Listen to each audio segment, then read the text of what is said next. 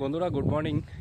আজকে আমি আমাদের পাশের যে নদীটা আছে দ্বারকেশ্বর নদী, সেই নদীর ঘাটের দিকে একটু সকালবেলা ঘুরতে এসেছিলাম। এসে এখানে একটা দারুণ মনোরম দৃশ্য দেখতে পাচ্ছি, আপনাদের সাথে শেয়ার করছি। দেখুন আমার চারপাশে কি সুন্দর ধানক্ষেত, সবুজ ধানক্ষেত, কিছুটা সোনালি হয়েছে, সোনালি একটা পাক ধরেছে ধানের মধ্যে। দারুণ একটা দৃশ্য। আমি তো এখানে এসে ক্যামেরা না অন করে থাকতে পারলাম না, তাই আপনাদেরকে ভিডিওটা দেখাচ্ছি। আপনারা পুরো ভিডিওটা দেখুন। দারুণ একটা জায়গা, মন শান্ত করে দেওয়ার মতো, তার সাথে একটা শান্ত হাওয়া দিচ্ছে।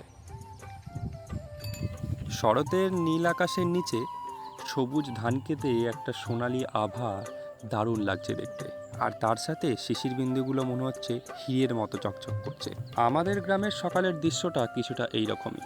প্রকৃতি কি যেন একটা মায়ায় ডুবে আছে, আর তার সাথে কানে হালকা করে ভেসে আসছে দুর্গাপূজার গান। এই যে দেখুন না, নদীটা যেন কেমন একটা আপন বেগে বয়ে চলেছে, আর সেই বেগের প্রতিকূলতা কেটে মাঝি ভাই দড়িতে টান দিয়েছে পারাপার করার জন্য। আসলে প্রত্যেকটা দৃশ্য যেন এক একটা গল্প বলছে, আর সেই গল্প শোনার জন্য আমি চলে এসেছি নদী গর্ভে। ছোটবেলায় রবীন্দ্রনাথ ঠাকুরের একটা কবিতা পড়েছিলাম, আমাদের ছোট নদী চলে একে বাঁকে, বৈশাখ মাসে তার হাঁটু জল থাকে।